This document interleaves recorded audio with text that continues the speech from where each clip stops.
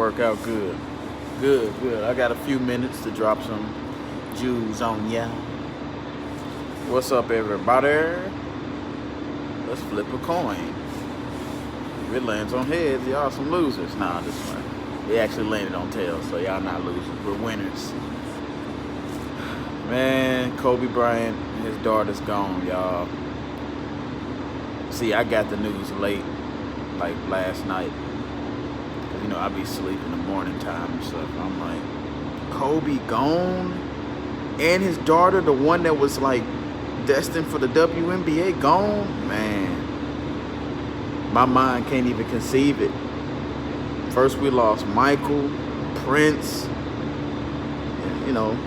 what's his name, Robert Jr. We lost some of the greats, some of the people that we grew up watching in our lifetime. Losing them, man. My heart goes out for the family. Man, Kobe gone. I know LeBron hurt. I know the whole league hurt. I ain't been watching TV or ESPN. I know they hurt. That's all they talking about probably. And then ultimately the wife, Kobe's wife, she lost her husband and her daughter. I can only imagine how she feels right now. But yeah, man. That should let you know, man, life is precious. Every moment that you have with loved ones, cherish it. You ain't got to be this ultimate red hot killing machine all the time. Have some companionship for people, That got me thinking, like, the type of work I do, I can easily mess up and fall asleep on the road or anything. Anything can happen. When I'm gone, I got children, I got people that care about me and stuff. I mean, that'll hurt. And that's something that we all gotta keep in mind. Our life is precious. It's precious, and it can be taken away at any time with a car crash or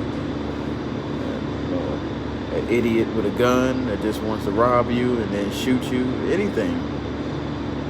So cherish the moments that you have, man. Because we can't stay here on this earth forever. That's one thing you can't do. You can't stay here forever. I know you want to live forever like Jay-Z said, but man, one day we all got to go. Until then, make life meaningful and, keep a smile on your face and try to make yourself, happy. So, what I'm going to talk about today is, I want to challenge y'all. I want to challenge you guys mentally, a mental challenge. So, so you have something called comfortability. You're comfortable with a lot of stuff in your life. And some of your comfortability is causing you not to get to the level that you need to get to. I'm challenging you as a person, as a person that's into spirituality or whatever you're into, whatever you're trying to do, your goals, whatever. I'm challenging you to live outside of your comfort zone. I'm challenging you this for one sole purpose. Because as soon as you get comfortable being uncomfortable and outside of your comfort zone in the direction of your goal, it becomes a little bit more easier for you to reach them goals. See, you got this goals and you got them writing out in simple, plain, like, how the 90-day challenge that I have, you got them written out and they're simple and plain, but you didn't get to a point where you got out of your comfort zone. So you're still in your comfort zone writing your goals out, and you're probably not getting the results that you want because your ego and your central nervous system, your subconscious, your paradigms, your everything is trying to tell you to stay where you're at. Stay comfortable. Your mind wants you to stay comfortable. It's gonna be a little. I'm not gonna go there with you. It's gonna be rather challenging to stay in a comfort space where you at right now and get to your goals. Do your research on anyone that went from rags to riches or from poverty to spirituality or whatever. It took a strong will and sense to get there. Your comfort zone where you're at right now is where your results in life are coming from right now. So in order to change your results, you got to get out the comfort zone that you're in. And don't let your mind distort your reality. You'll get out that comfort zone in your mind through your paradigms and your habits. Well, it's a terror barrier. It's a wall. So you're in the middle, here's the wall. And you get closer and closer away from your comfort zone. And that barrier will shoot you right back in the middle. Do not allow this to happen. This is where you have to self-reflect, self-analyze, make sure you're asking yourself the right questions and, just paying attention to you. This is why I stress so much to the people I talk to every day. Learn who you are. When you know who you are, then you'll know if you're BSing with yourself. You'll know if you're backsliding. You'll know if you're not on course.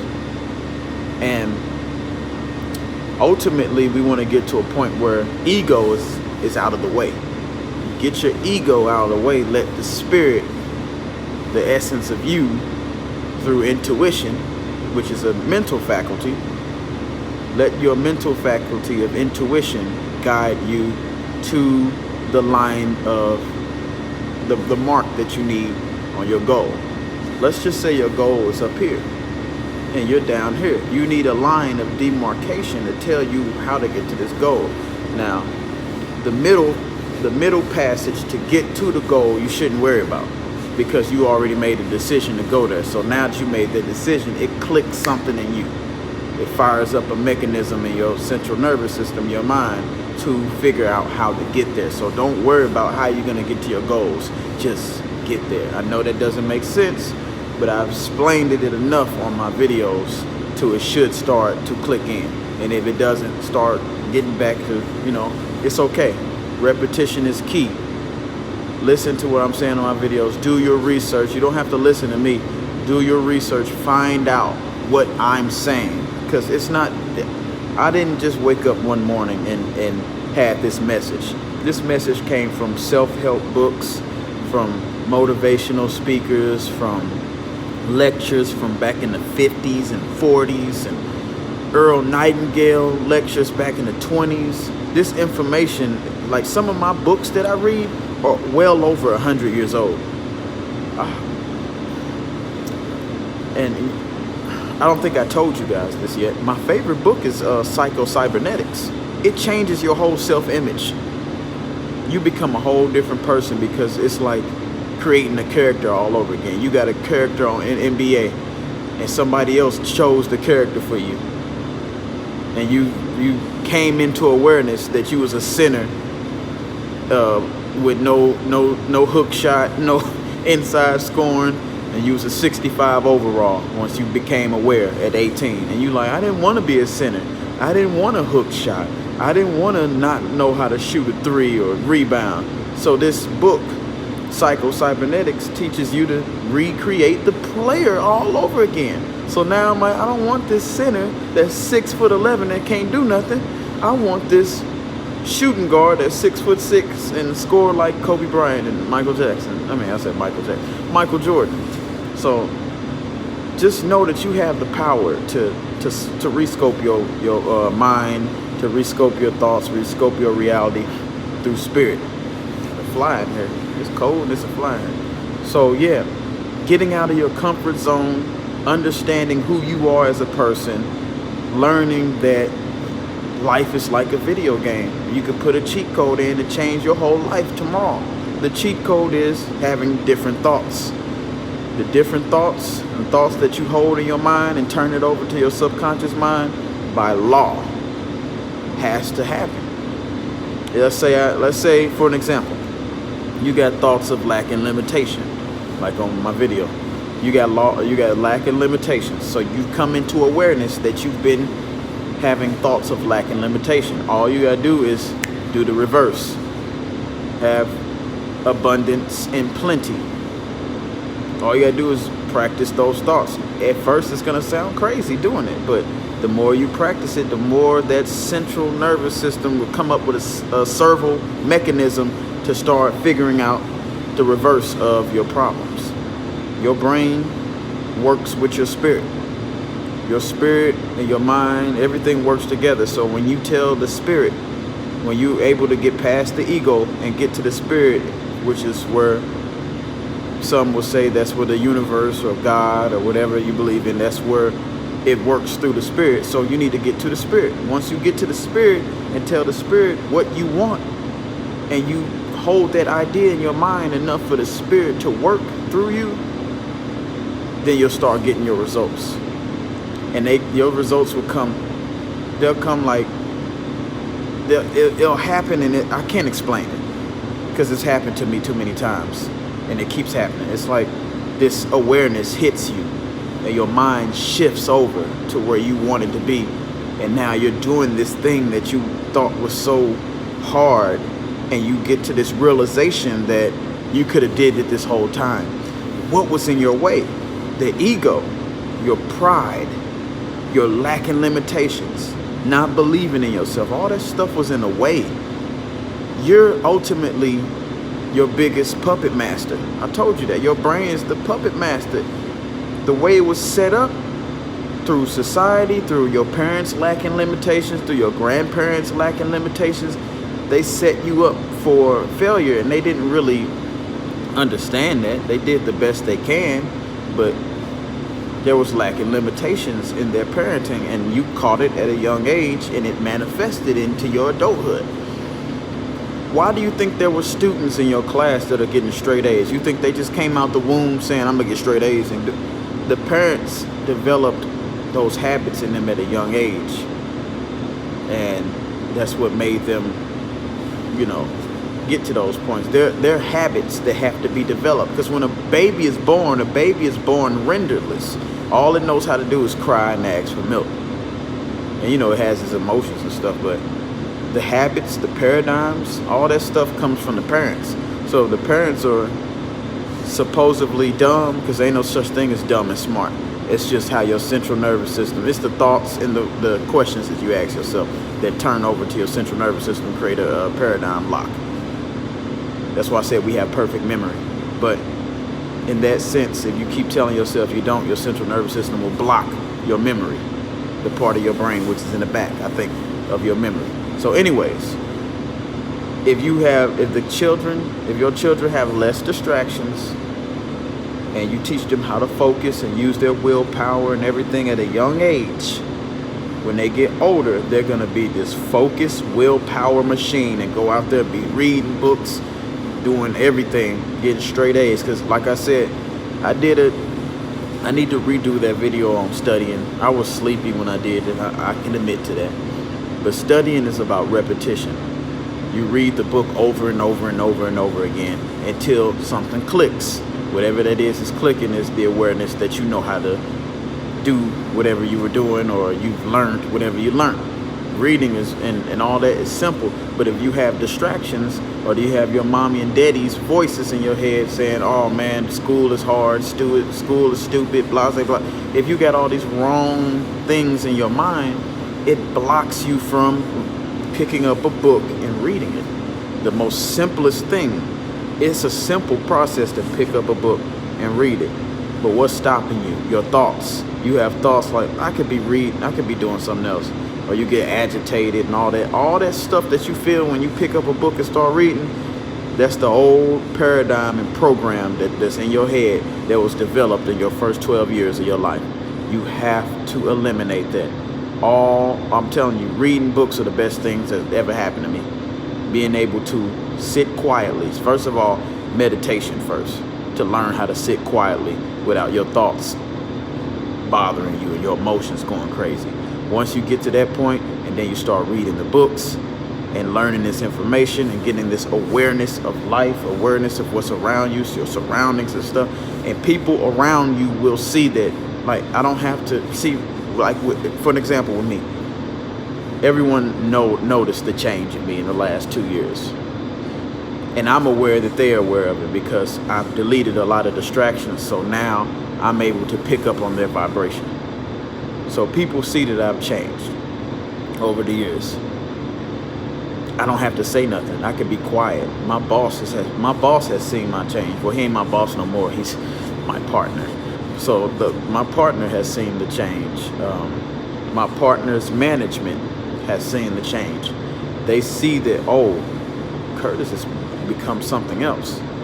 And I didn't have to say anything. It was just my aura, my demeanor, my presence was differently than what it was. I found out who I am and I created the character over.